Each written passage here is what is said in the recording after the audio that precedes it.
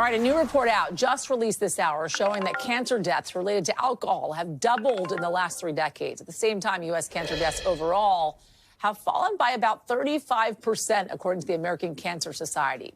The alcohol-related cancers are specifically breast, liver, colorectal, and various oral cancers.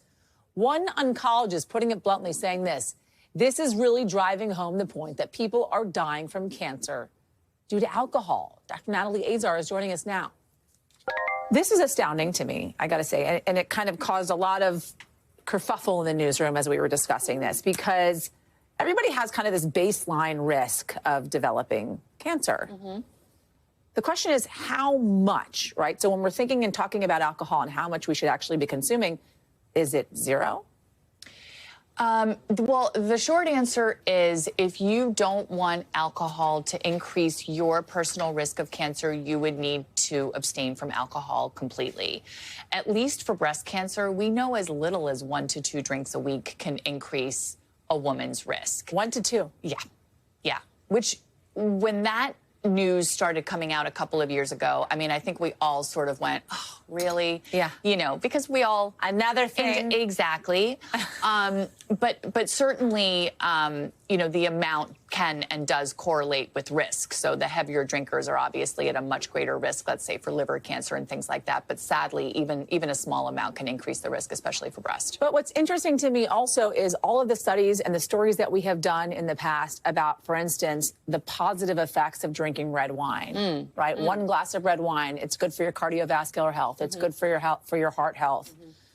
Is there a difference between the type of alcohol, for instance, that one is consuming? So no, and just to be clear about the whole idea that alcohol could actually promote cardiovascular health, I think that's kind of, we've moved away from that. Right. And debunked that, I think, to a fairly good degree at this point, that no cardiologist is going to say start drinking red wine to improve your cardiovascular health. Sure, there might be some things like resveratrol and certain antioxidants that could be beneficial, but the risk doesn't outweigh that benefit. In terms of what type of alcohol, no, it doesn't matter. A serving of alcohol is a serving of alcohol, whether it's a spirit or beer or wine. It doesn't have to do with what alcohol you drink. It has to do with the amount of alcohol you drink. Okay, so you also talked about breast cancer. 1 to 2 drinks possibly could raise your risk of developing breast cancer, but I mentioned colorectal cancer, for instance, liver cancer as well. Is there a disparity between men and women and the amount of consumption? Yeah, there is. Generally speaking, women tend to experience the negative health effects of alcohol more significantly than men do. Now, what's interesting about this, though, is that this, you know, twice the amount of deaths related to alcohol use, the predominant group that was seen for this was men versus women, as well as people over the age of 55. And the reason really is that it takes decades for this to happen, right? And men traditionally were the bigger drinkers than women, but unfortunately women in general will suffer the negative health effects of alcohol more than men do. So if you're recommending to your patient what to do, what do you say?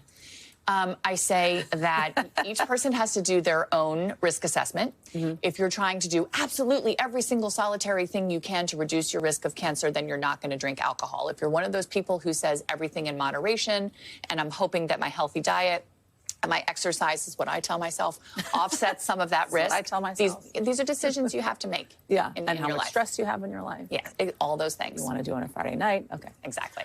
Dr. Natalie Azar, thank you. Thanks for watching. Stay updated about breaking news and top stories on the NBC News app or follow us on social media.